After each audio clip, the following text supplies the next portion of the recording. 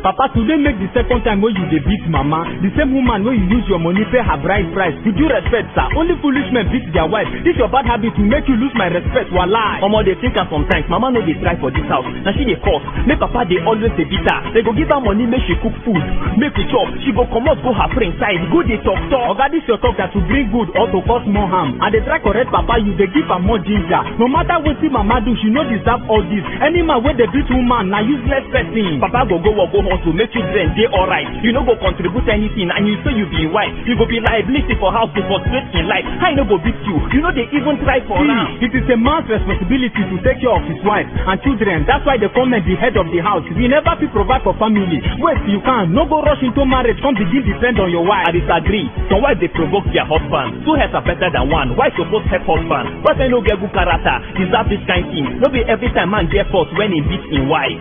Baby, I know say you don't miss me. I miss you too. No worry, I get plans. Next week I go turn up. Me and you, we go do big things. I won't send you 100K now, make you they use buy things. Why you they behave like this? Say you get wife for house. I get wife, now your wife. Which kind talk be that? How many times I don't want you? No, they put pants for my matter. Say you don't hire. Be waiting, they bring all this one now. I never hire beside now we they reach here now. If not this life you want they live, why you come marry wife? You supposed settle down, forget about side chick matter. No be flexing guy to me, you just express your life. No be your fault, you just get married.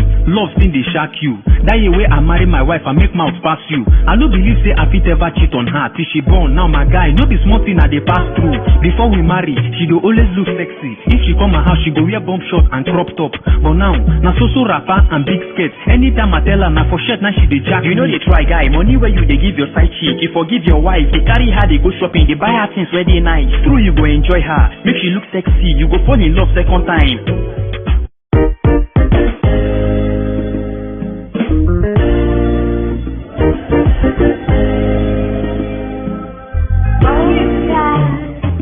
Hello in-law, good day sir, this is your child husband. I'm here to complain again, this marriage won't work out. Oh my son, please calm down, what is wrong this time? Talk to your in-law, I'm sure we can work something out. You know they work anything out, I don't made up my mind. Since me and your daughter marry, na slim and they slim why man they marry? She been to get peace of mind, but she they make this work for me and I no one die on time. Number one problem, she no even sabi cook.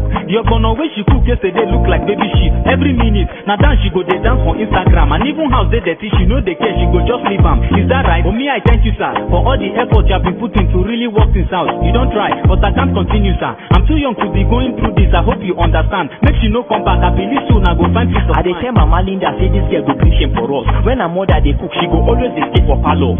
Cross leg, they watch movie. Now they won't send her come meet me. If I talk, her mother go say make I leave her. She just a kid now.